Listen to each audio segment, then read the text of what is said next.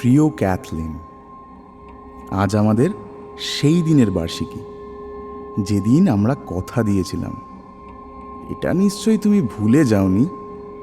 বছরগুলো একই সঙ্গে ধীরে আর দ্রুত কেটে গেছে।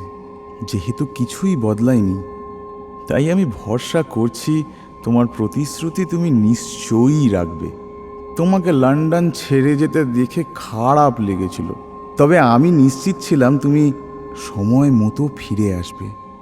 তাই নির্ধারিত সময় তুমি আমাকে দেখতে পাওয়ার আশা করতে পারো।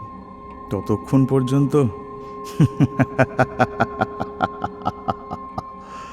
ইতি কে।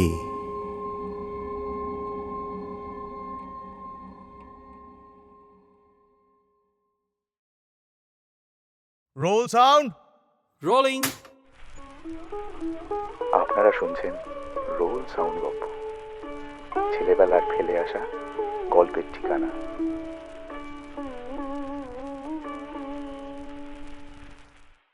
আপনারা যদি আমাদের পর্বগুলি স্পটিফাই, অ্যাপল মিউজিক বা অ্যামাজন প্রাইম মিউজিকে শুনে থাকেন, তাহলে অবশ্যই আমাদের পডকাস্টটিকে ফলো করে দিন আর আমাদের ইউটিউব চ্যানেলটিকেও সাবস্ক্রাইব করে দিন, কারণ প্রতিটি এপিসোড কিন্তু এক সপ্তাহ আগেই আপনারা ইউটিউবে পেয়ে যাবেন।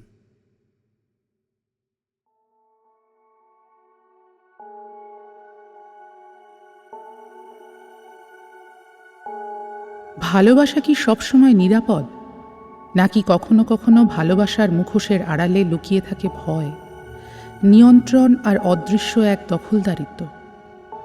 এমন এক সম্পর্ক যেখানে একজন মানুষ ধীরে ধীরে অন্যজনের স্বাধীনতা ও সত্তাকে গ্রাস করতে চায়। সেই অন্ধকার বাস্তবতার প্রতীকী রূপই যেন আজকের গল্প, পিশাচের প্রেমিকা। আন্তর্জাতিক নারী দিবস উপলক্ষে রোল সাউন্ড গপ্প নিয়ে এসেছে আইরিশ ব্রিটিশ কথাসাহিত্যিক এলিজাবেথ বোয়েনের বিখ্যাত মনস্তাত্ত্বিক ভৌতিক গল্প দ্য ডিমন লাভারের বাংলা রূপান্তর। 1945 সালে রচিত এই গল্পটি দ্বিতীয় বিশ্বযুদ্ধ পরবর্তী সময়ের অনিশ্চয়তা, স্মৃতি ও আতঙ্কের আবহে নির্মিত হলেও এর অন্তর্নিহিত অর্থ আজও ভীষণ প্রাসঙ্গিক। পিশাচের প্রেমিকা কেবল একটি ভৌতিক গল্প নয়, এ যেন এক রূপক, এমন এক সম্পর্কের গল্প যেখানে পুরুষতান্ত্রিক অধিকারবোধ, ভয় এবং মানসিক দখলদারিত্ব এক নারীর জীবনকে দীর্ঘদিন ধরে তাড়া করে বেড়ায়। অনেক সময় বিষাক্ত পুরুষতান্ত্রিক মানসিকতা, যাকে আমরা আজ টক্সিক ম্যাসকিউলিনিটি বলি, ভালোবাসার ভাষাতেই নিজের অস্তিত্ব লুকিয়ে রাখে। এই গল্প সেই অস্বস্তিকর সত্যের মুখোমুখি দাঁড় করায় আমাদের। সময়ের সঙ্গে সমাজ বদলেছে, কিন্তু সম্পর্কের ভিতরে ক্ষমতার অসমতা ও মানসিক সহিংসতার প্রশ্ন এখনো রয়ে গেছে। তাই পিশাচের প্রেমিকা শুধু অতীতের গল্প নয়, এ আমাদের বর্তমানেরও আয়না। আলো নিভিয়ে মনোযোগ দিয়ে শুনুন। শুরু হচ্ছে পিশাচের প্রেমিকা।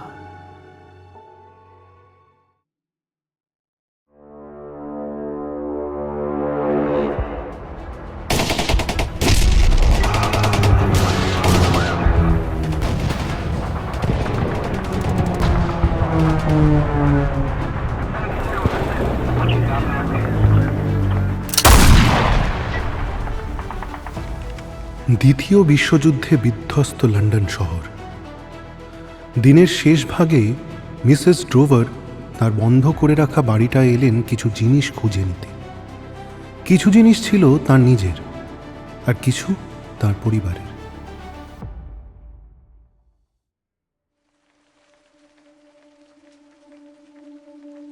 অগস্টের শেষ দিক। দিনটা ছিল ভ্যাপসা, মাঝে মাঝে বৃষ্টিও হচ্ছিল। এই মুহূর্তে ফুটপাতের ধারের গাছগুলো আর্দ্র হলুদ বিকেলের আলোয় ঝিলমিল করছিল। সামনে জমে ওঠা কালো মেঘের পটভূমিতে ভাঙা চিমনি আর কার্নিশগুলো স্পষ্ট দেখা যাচ্ছিল। একসময় খুব চেনা ছিল যে রাস্তা, এখন সেটায় যেন পরিত্যক্ত খালের মতো এক অদ্ভুত অপরিচিত ভাব জমে উঠেছে। একটা বিড়াল রেলিংয়ের ফাঁক দিয়ে ঢুকছে, বার হচ্ছে, কিন্তু মিসেস ড্রোভারকে ফিরে আসতে দেখবে এমন কোনো মানুষের চোখ ছিল না। বগলের নিচে কয়েকটা প্যাকেট সামলে তিনি ধীরে ধীরে চাবিটা একটা তালায় ঘোরালেন। তারপর হাঁটু দিয়ে ধাক্কা দিতেই একটু বেঁকে যাওয়া দরজাটা খুলে গেল।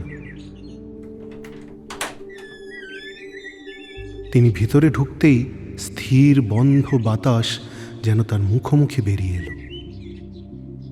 সিঁড়ির জানালাটা তক্তা দিয়ে বন্ধ করে রাখা ছিল, তাই হলঘরে কোনো আলো ঢুকছিল না। তবে একটা দরজা আধখোলা ছিল, তিনি সেটা দেখতে পেলেন। দ্রুত সেই ঘরে ঢুকে বড় জানালাটার শাটারটা তিনি খুলে দিলেন। এইবার এই বাস্তববাদী নারী চারিদিকে তাকিয়ে তার ফেলে আসা পুরনো জীবনের চিহ্নগুলো দেখে নিজের অজান্তেই যেন আরও বিভ্রান্ত হয়ে উঠলেন। সাদা মার্বেলের ম্যান্টেলপিসের উপর হলুদ ধোঁয়ার দাগ, এস্ক্রি তোয়ারের ওপর ফুলদানি রাখায় তৈরি হওয়া গোল দাগ, দরজাটা পুরো খুললে চীনা হাতলটা দেওয়ালে ধাক্কা খেয়ে যে দাগটা ফেলেছিল, হ্যাঁ, সবই যেন আগের মতোই রয়ে গেছে। পিয়ানোটা শুধু সরিয়ে রাখা হয়েছে। আগে যেখানে ছিল সেখানে কাঠের মেঝেতে নখের আঁচড়ের মতো কয়েকটা দাগ পড়ে আছে। বেশি ধুলো ঢোকেনি, তবু প্রতিটি জিনিসের ওপর যেন অন্য রকম এক স্তর জমে আছে। ঘরের একমাত্র বাতাস চলাচলের পথ ছিল চিমনি, তাই পুরো ড্রয়িং রুমে ঠান্ডা চুল্লির গন্ধ ভাসছিল। মিসেস ড্রোভার তার প্যাকেটগুলো এস্ক্রি তোয়ারের ওপর রেখে ঘর থেকে বেরিয়ে সিঁড়ি দিয়ে ওপরে উঠতে লাগলেন। যে জিনিসগুলো তিনি নিতে এসেছেন সেগুলো একটা শোবার ঘরের বাক্সে রাখা আছে। তিনি বাড়িটার অবস্থা দেখার জন্যও নিজে কিছুটা উদ্বিগ্ন ছিলেন। বাড়ির কেয়ারটেকার এই সপ্তাহে ছুটিতে গেছে, এখনও ফিরে আসেনি বলেই জানা। এমনিতেও লোকটা খুব নিয়মিত আসতো যে তা নয়, আর মিসেস ড্রোভার কখনোই পুরোপুরি তাকে বিশ্বাস করতে পারতেন না। শেষবার যখন বোমা পড়ে সেই সময় বাড়ির গায়ে যে ফাটলগুলো ধরেছিল সেগুলোর উপর নজর রাখার বিষয়টা নিয়েও তিনি বেশ চিন্তিতই ছিলেন। অবশ্য করার মতো কিছুই ছিল না তার। এই সময় হলঘর জুড়ে ঢুকে পড়ল পরন্ত দিনের আলোর একটা সরু রেখা। হঠাৎ তিনি থেমে গেলেন। হলঘরের টেবিলের দিকে তাকিয়ে রইলেন। ওখানে তার নামে লেখা একটা চিঠি পড়ে আছে। প্রথমে তার মনে হলো, তাহলে কি কেয়ারটেকার ফিরে এসেছে? কিন্তু ভারী বন্ধ দেখেও কে চিঠিটা ডাকবাক্সে ফেলবে? এটা কোনো বিজ্ঞাপনের কাগজ নয়, কোনো বিলও তো নয়। ডাকঘর থেকে তো আমাদের সব চিঠি গ্রামের বাড়ির ঠিকানায় পাঠিয়ে দেওয়া হয়। কেয়ারটেকার তো জানতো না আমি আজ লন্ডনে আসব। হঠাৎ করেই তো আসা। চিঠিটা ধুলোয় পড়ে থাকতে দেখে তার বিরক্ত লাগলো। বিরক্ত হয়েই তিনি চিঠিটা হাতে তুলে নিলেন। চিঠির উপর কোনো ডাক টিকিট নেই। নিশ্চয়ই তেমন জরুরি কিছু নয়, না হলে ডাকঘর হয়েই আসত। লেখাটা দেখার জন্য না থেমেই তিনি দ্রুত চিঠিটা নিয়ে উপরে উঠে গেলেন, আলোয় এসে তবেই পড়বেন বলে। ঘরের জানালাটা বাগানের দিকে। আলো ক্রমশ ফিকে হয়ে আসছিল। গাছ আর আগাছায় ভরা লন যেন ইতিমধ্যেই অন্ধকারে ডুবে যাচ্ছে। চিঠিটার দিকে আবার তাকাতে তার অনীহা হচ্ছিল, যেন কেউ তার ব্যক্তিগত জীবনে অনধিকার প্রবেশ করেছে, যেন কেউ তার এখনকার জীবনকে আমল করছে না। তবু বৃষ্টির আগে সেই টান টান মুহূর্তে তিনি চিঠিটা পড়লেন। চিঠিটা খুব ছোট। প্রিয় ক্যাথলিন, আজ আমাদের সেই দিনের বার্ষিকী, যেদিন আমরা কথা দিয়েছিলাম। এটা নিশ্চয়ই তুমি ভুলে যাওনি। বছরগুলো একই সঙ্গে ধীরে আর দ্রুত কেটে গেছে, যেহেতু কিছুই বদলায়নি, তাই আমি ভরসা করছি তোমার প্রতিশ্রুতি তুমি নিশ্চয়ই রাখবে। তোমাকে লন্ডন ছেড়ে যেতে দেখে খারাপ লেগেছিল, তবে আমি নিশ্চিত ছিলাম তুমি সময় মতো ফিরে আসবে। তাই নির্ধারিত সময় তুমি আমাকে দেখতে পাওয়ার আশা করতে পারো। ততক্ষণ পর্যন্ত ইতি কে। মিসেস ড্রোভার চিঠিটার তারিখ খুঁজে দেখলেন, আজকেরই তারিখ। তিনি চিঠিটা বিছানার স্প্রিংয়ের ওপর ফেলে দিলেন, তারপর আবার তুলে নিয়ে লেখাটা আর একবার দেখলেন। লিপস্টিকের আস্তরণের নিচে থাকা তার ঠোঁট দুটি সাদা হয়ে আসছিল। নিজের মুখে পরিবর্তনটা তিনি এত স্পষ্ট অনুভব করলেন যে ধুলোর আস্তরণে ঢাকা আয়নার কাছে গিয়ে হাত বুলিয়ে একটা পরিষ্কার অংশ বের করে তাতে দ্রুত একটা গোপন আতঙ্ক নিয়ে তাকালেন। তিনি দেখতে পেলেন সামনে দাঁড়িয়ে আছে 44 বছরের এক মহিলা, যার চোখ টুপির নিচ থেকে যেন বেরিয়ে আসতে চাইছে। টুপিটা তাড়াহুড়ো করে নামিয়ে পড়া। আসার সময় তিনি আজ দোকানে বসে একা চা খেয়েছিলেন। তারপর থেকে আর ঠোঁটের পরিচর্যা করা হয়নি। বিয়ের সময় স্বামী তাকে যে মুক্তোর মালা দিয়েছিলেন, সেটা এখন তার আগের তুলনায় একটু সরু হয়ে যাওয়া গলার চারিদিকে ঢিলে হয়ে ঝুলছে। গোলাপি উলের সোয়েটারের ফাঁক দিয়ে সেটা নিচে নেমে গেছে। সোয়েটারটা গত শরতে তার বোন বুনে দিয়েছিল তাকে। মিসেস ড্রোভারের মুখে সাধারণত একটা নিয়ন্ত্রিত উদ্বেগের ছাপ থাকত। তার 3টি ছেলের মধ্যে তৃতীয়জন জন্মানোর সময় তিনি খুব গুরুতর অসুখে পড়েছিলেন। তারপর থেকে মাঝে মধ্যেই তার ঠোঁটের বাদিকটা হালকা কেঁপে উঠত। তবু তিনি সবসময় একই সঙ্গে একটা কর্মঠ আবার শান্ত ভাব বজায় রাখতে পারতেন। নিজের মুখের সামনে তিনি যত দ্রুত গিয়েছিলেন, তত দ্রুতই সেখান থেকে সরে এলেন। তিনি বাক্সটার কাছে গেলেন, তালা খুললেন, ঢাকনা তুললেন, তারপর হাঁটু গেড়ে বসে খুঁজতে লাগলেন।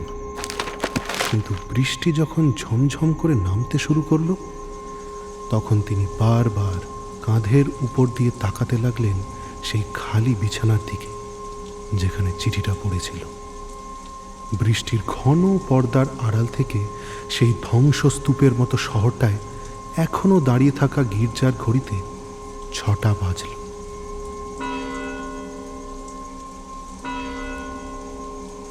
ক্রমশ বাড়তে থাকা আশঙ্কা নিয়ে মিসেস ড্রোভার প্রতিটা শব্দ গুনতে লাগলেন। নির্ধারিত সময়, ডিয়ার লর্ড। তিনি বললেন, কোন সময়? আমি আমি কি করে 25 বছর পরে? এও কি সম্ভব?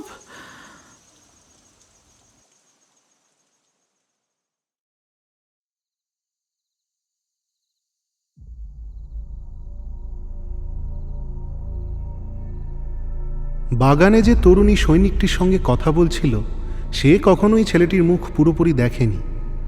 অন্ধকার ছিল। তারা গাছের নিচে দাঁড়িয়ে বিদায় নিচ্ছিল একে অপরের থেকে। মাঝে মাঝে সে হাত বাড়িয়ে ছেলেটির উপস্থিতি যাচাই করে নিচ্ছিল। ছেলেটি প্রতিবারই সেই হাতটা নিজের ইউনিফর্মের বুকের বোতামের উপর চেপে ধরত। খুব একটা কোমলভাবে নয়, বরং কিছুটা ব্যথা দিয়েই। হাতের তালুতে সেই বোতামের চাপের দাগটাই ছিল সেই জিনিসটা যা মেয়েটি সঙ্গে করে নিয়ে যাবে। ফ্রান্স থেকে পাওয়া ছুটি শেষ হয়ে আসছিল। এতটাই কম সময় ছিল যে সে নিজেই চাইছিল ছেলেটি যেন ইতিমধ্যেই চলে যায়। সময়টা ছিল 1916 সালের অগস্ট মাস। সে একটা চুমুও পায়নি, বরং তাকে দূরে সরিয়ে রেখে ছেলেটি তার দিকে তাকিয়েই থাকত। এতে ক্যাথলিন বেশ কিছুটা ভীতই হয়ে উঠেছিল, এতটাই যে ছেলেটির চোখের জায়গায় সে যেন অদ্ভুত আলোর ঝিলিক কল্পনা করতে লাগল। মুখ ফিরিয়ে লনের ওপর দিকের বাড়িটার দিকে তাকিয়ে সে দেখল গাছের ডালের ফাঁক দিয়ে ড্রয়িং রুমের জানালায় আলো জ্বলছে। সে অধীর হয়ে উঠল সেই মুহূর্তের জন্য যখন সে দৌড়ে ফিরে যাবে মায়ের আর বোনের নিরাপদ কোলে আর কেঁদে বলবে, আমি আমি কি করব? কি করব? সে তো চলে গেছে। তার শ্বাস আটকে আসা শুনে যেন সম্পূর্ণ অনুভূতিহীন গলায় তার বাগদত্ত বলল, ঠান্ডা লাগছে? তুমি এত দূরে চলে যাচ্ছ? তুমি যতটা ভাবছো ততটা দূরে নয়। আমি বুঝতে পারছি না। এখনই বুঝতে হবে না, বুঝবে। আমরা যা বলেছি তা তো তুমি জানো। কিন্তু সেটা যদি তুমি মানে যদি আমি তোমার কাছে ফিরে আসব, আগে বা পরে, এটা তুমি ভুলবে না। তোমায় কিছুই করতে হবে না, শুধু অপেক্ষা করতে হবে। মাত্র 1 মিনিটের একটু বেশি সময় পরে সে নিঃশব্দে লন পেরিয়ে দৌড়ে বাড়ির দিকে ফিরে গেল। জানালা দিয়ে ভেতরে তাকিয়ে সে দেখল তার মা আর বোন বসে আছে। এখনও তাকে লক্ষ্য করেননি, কিন্তু সেই মুহূর্তেই সে অনুভব করল সেই অস্বাভাবিক প্রতিশ্রুতিটা যেন তাকে বাকি সমস্ত মানব সমাজ থেকে আলাদা করে দিয়েছে। নিজেকে অন্য কোনোভাবে সমর্পণ করলেও হয়তো সে এতটা বিচ্ছিন্ন, এতটা দিশাহীন আর বিশ্বাসঘাতক বলে মনে করত না। এর চেয়ে অশুভ প্রতিজ্ঞা বোধহয় সে আর করতে পারত না। কয়েক মাস পরে যখন খবর এলো যে তার বাগদত্ত নিখোঁজ, সম্ভবত মৃত, তখন ক্যাথলিন খুব সংযত আচরণ করেছিল। তার পরিবার তাকে শুধু সান্ত্বনাই দেয়নি, তার সাহসেরও অনেক প্রশংসা করেছিল। কারণ লোকটাকে তারা ভালো করে চিনতই না, তাই তাকে জামাই হিসেবে হারানোর জন্য তাদের মনে তেমন কোনো দুঃখও ছিল না। তারা আশা করেছিল 1-2 বছরের মধ্যেই ক্যাথলিন নিজেকে সামলে নেবে। কিন্তু তার দুঃখটা ছিল সামান্য শোকের আড়ালে লুকিয়ে থাকা এক গভীর বিচ্ছিন্নতা, যেন সবকিছু থেকে সম্পূর্ণ বিচ্যুত হয়ে যাওয়া। সে অন্য প্রেমিকদের প্রত্যাখ্যান করেনি, কারণ তারা আসেইনি। বছরের পর বছর সে পুরুষদের আকর্ষণ করতে পারেনি। তবে 30-এর কাছাকাছি পৌঁছে সে নিজেও একটা পরিবারের জন্য আকুল হয়ে উঠল। সে নিজেকে একটু বেশি করে প্রকাশ করতে শুরু করল। আর 32 বছর বয়সে যখন উইলিয়াম ড্রোভার তাকে প্রেম নিবেদন করলেন, তখন সে ভীষণ স্বস্তি পেল। তাকে বিয়ে করল। তারপর তারা কেনসিংটনের গাছপালায় ঘেরা শান্ত এক অঞ্চলে বসবাস শুরু করল। এই বাড়িতেই বছরের পর বছর গেল কেটে। তাদের সন্তানদের জন্ম হলো, সবাই সেখানেই থাকল, যতদিন না পরের যুদ্ধের বোমাবর্ষণে তাদের বাড়ি ছেড়ে যেতে হলো।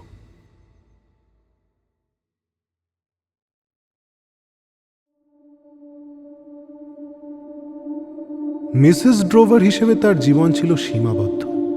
তিনি বিশ্বাস করতেন না যে তাকে এখনো কেউ নজরে রাখছে, যেমনই হোক, জীবিত বা মৃত।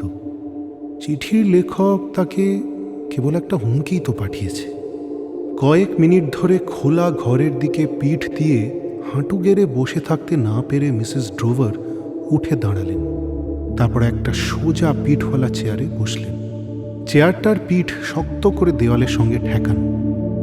আজ সন্ধ্যায় এই ফাঁকা বাড়ির শূন্যতা যেন বছরের পর বছর জমে থাকা কণ্ঠস্বর, অভ্যেস আর পদশব্দ সব মুছে দিয়েছে।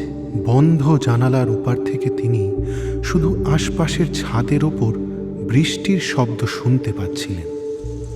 নিজেকে সামলানোর জন্য তিনি বললেন, ও কিছু না, আমার মনটাই অস্থির। 2-3 সেকেন্ড চোখ বন্ধ করে তিনি নিজেকে বোঝালেন চিঠির বিষয়টা তিনি কল্পনাই করেছেন। কিন্তু চোখ খুলতেই দেখলেন চিঠিটা বিছানার উপরে পড়ে আছে। লন্ডনে আর কে জানতো যে তিনি আজ বাড়িটায় আসবেন?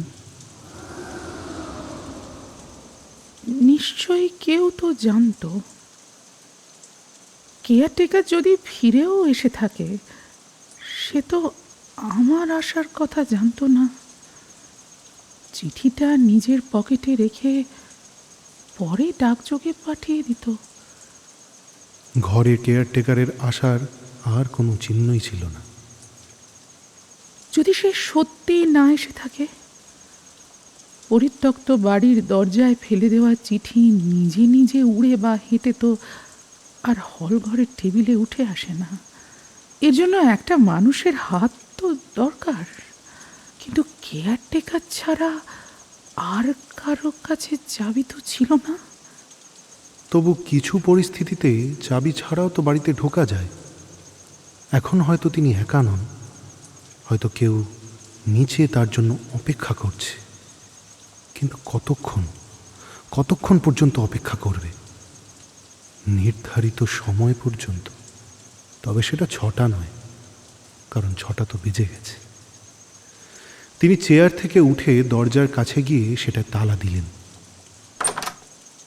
এখন একমাত্র কাজ হলো বেরিয়ে যাওয়া, পালানো না তা নয়, তবে তাকে ট্রেন তো ধরতেই হবে।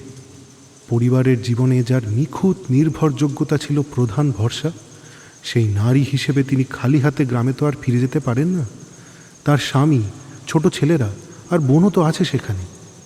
যেই সব জিনিস আনতে এসেছিলেন সেগুলো না নিয়ে তিনি ফিরবেন না। আবার বাক্সটার কাছে ফিরে গিয়ে তাড়াহুড়ো আর অস্থিরতার মধ্যেও দৃঢ়ভাবে জিনিসপত্র গুছিয়ে ছোট ছোট প্যাকেট বানাতে লাগলেন। কিন্তু এগুলো আর বাজারের প্যাকেট সবকটা হাতে করে নিয়ে যাওয়া তো সম্ভব নয়। এর জন্য একটা ট্যাক্সি লাগবে। ট্যাক্সির কথা মনে হতেই বুকটা যেন হালকা হয়ে গেল, স্বাভাবিক শ্বাস প্রশ্বাস ফিরে এলো। আমি ট্যাক্সি ডাকবো, ট্যাক্সি যেন তাড়াতাড়ি আসে। বাইরে ইঞ্জিন চালিয়ে দাঁড়িয়ে থাকবে, আমি শান্তভাবে হলঘর পেরিয়ে নেমে গিয়ে তাতে উঠব। আমি একটা ফোন করব। কিন্তু না, টেলিফোন তো বন্ধ। পালিয়ে যাওয়ার কথা ভাবতে ভাবতে মনে হলো সে কখনো আমার প্রতি সত্যিই সদয় ছিল না। মা তো বলতেন সে আমাকে কখনো গুরুত্ব দেয়নি, সে আমাকে পাওয়ার জন্য জেদ করেছিল। ওটাই ছিল ভালোবাসা নয়। ভালোবাসা মানে তো মানুষের মঙ্গল চাওয়া। কি করে সে আমাকে এমন প্রতিশ্রুতি দিতে বাধ্য করেছিল আমার মনে পড়ে না। কিন্তু হঠাৎই তিনি বুঝলেন মনে পড়ছে। এমন তীব্র স্পষ্টতায় মনে পড়ল যে গত 25 বছর যেন ধোঁয়ার মতো মিলিয়ে গেল। তিনি অজান্তেই হাতের তালুতে সেই বোতামের চাপের দাগ খুঁজতে লাগলেন। শুধু তার কথা আর কাজই নয়, সেই অগাস্ট মাসের সপ্তাহখানেক সময় যেন তার গোটা অস্তিত্বটাই থেমে গিয়েছিল, সেটাও মনে পড়ল। আমি তো তখন আমি ছিলাম না, সবাই তাই বলেছিল। সব কথাই মনে পড়ল, কিন্তু কোনো অবস্থাতেই তার মুখটা যেন কিছুতেই মনে পড়ল না। তাই সে যেখানেই থাকুক আমি তাকে চিনতে পারবো না। যে মুখের জন্য আমি প্রস্তুত নই, সেই মুখ থেকে পালানোরও কোনো প্রয়োজন নেই। এখন কাজ হলো কোনো ঘড়ি বাজবার আগেই ট্যাক্সিতে পৌঁছনো। সেখানে যদি সেই নির্ধারিত সময়টা এসে যায়।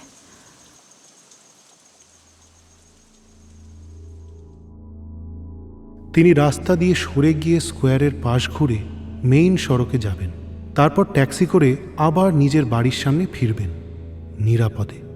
তারপর শক্ত সমর্থ ড্রাইভারকে সঙ্গে নিয়ে ঘরে ঢুকে ঘর থেকে ঘর ঘুরে প্যাকেটগুলো তুলবেন। ট্যাক্সি চালকের কথা ভাবতেই তিনি দৃঢ় হয়ে উঠলেন আর সাহসও ফিরে পেলেন। তিনি দরজার তালা খুললেন। সিঁড়ির মাথায় এসে নিচের দিকে কান পাতলেন। কিছুই শোনা গেল না, কিন্তু সেই নীরবতার মধ্যেই সিঁড়ির বাসি বাতাস হঠাৎ নড়ে উঠল। এক ঝলক ঠান্ডা হাওয়া তার মুখে এসে লাগল। বাতাসটা আসছিল নিচ তলা থেকে। হয়তো কোনো দরজা বা জানালা কেউ খুলে গেছে। কেউ এই মুহূর্তে বাড়ি থেকে বেরিয়ে যাচ্ছে। বৃষ্টি থেমে গেছে। মিসেস ড্রোভার ধীরে ধীরে নিজের দরজা খুলে ফাঁকা রাস্তায় বেরিয়ে এলেন। সামনের পরিত্যক্ত বাড়িগুলো তাদের ভাঙা চোরা চোখে তাকিয়ে রইল। মেইন রাস্তায় ট্যাক্সির দিকে যেতে যেতে তিনি চেষ্টা করলেন আর পিছনে না তাকাতে। আসলে যুদ্ধের ধ্বংসে এই গ্রীষ্মকালে লন্ডনে যে অদ্ভুত নীরবতা নেমেছে তা এতটাই গভীর যে তাতে কোনো পদশব্দই তার অগোচরে কাছে আসতে পারত না। যেখানে তার রাস্তা স্কোয়ারে এসে মিশেছে, যেখানে মানুষ এখনও স্বাভাবিক জীবনযাপন করছে, সেখানে এসে তিনি বুঝলেন তার হাঁটার গতি অস্বাভাবিক দ্রুত হয়ে গেছে। তিনি নিজেকে সামলে নিলেন। স্কোয়ারের খোলা দিক দিয়ে দুটো বাস নির্বিকারভাবে একে অপরকে অতিক্রম করে দেয়। কিছু মহিলা, একটা শিশুর গাড়ি, সাইকেল চালক, ঠেলা গাড়ি ঠেলা এক লোক, সব মিলিয়ে আবার স্বাভাবিক জীবনের চলাচল চোখে পড়ল। স্কোয়ারের ব্যস্ত কোণায় ছিল একটা ছোট্ট ট্যাক্সি স্ট্যান্ড। আজ সন্ধ্যায় মাত্র একটা ট্যাক্সি দাঁড়িয়েছিল। সেটা যেন আগেভাগেই সতর্ক হয়ে তার জন্যই অপেক্ষা করছিল। তিনি পিছন থেকে হাঁপাতে হাঁপাতে এগিয়ে গিয়ে দরজায় হাত দিতেই ড্রাইভার পিছনে না তাকিয়েই ইঞ্জিন চালু করল। ঠিক তখনই ঘড়িতে 7টা বাজল। ট্যাক্সিটা মেইন রাস্তার দিকে মুখ করে দাঁড়িয়েছিল। তার বাড়ির দিকে ফিরতে হলে ট্যাক্সিটাকে ঘুরতে হবে। তিনি সিটে হেলান দিয়ে বসেছেন, ট্যাক্সিও ঘুরে গেছে। তখনই হঠাৎ মনে পড়ল, তিনি তো বলেননি কোথায় যেতে হবে। ট্যাক্সির অদ্ভুত নিশ্চিত গতিতে তিনি বিস্মিত হলেন। তিনি সামনে ঝুঁকে ড্রাইভার আর তার মাঝের কাঁচের পর্দায় হাত দিয়ে টোকা দিলেন। ড্রাইভার প্রায় থামার মতো করে ব্রেক করল, ঘুরে তাকালো আর কাঁচটা সরিয়ে দিল। এই ধাক্কায় মিসেস ড্রোভার সামনে ঝুঁকে পড়লেন। তার মুখ প্রায় কাঁচে ঠেকে গেল। খোলা ফাঁক দিয়ে ড্রাইভার আর যাত্রী 6 ইঞ্চিরও কম দূরত্বে চোখে চোখ রেখে যেন অনন্তকাল দাঁড়িয়ে রইল। মিসেস ড্রোভারের মুখ কয়েক সেকেন্ড খোলা রইল। প্রথম চিৎকার বেরোতে সময় লাগলো। তারপর তিনি অবিরাম চিৎকার করতে লাগলেন।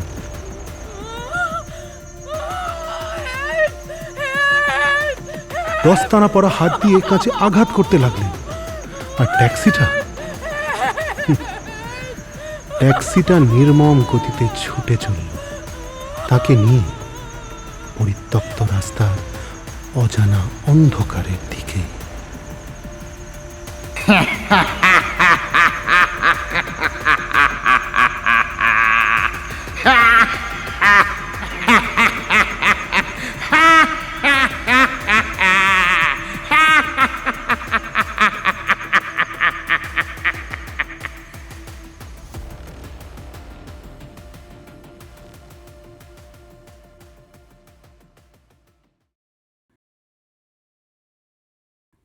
শেষ হলো আজকের পর্ব। কণ্ঠ: সম্মান রায়, অর্পিতা দে, অভিষেক ভৌমিক। শব্দগ্রহণ: স্বয়ং।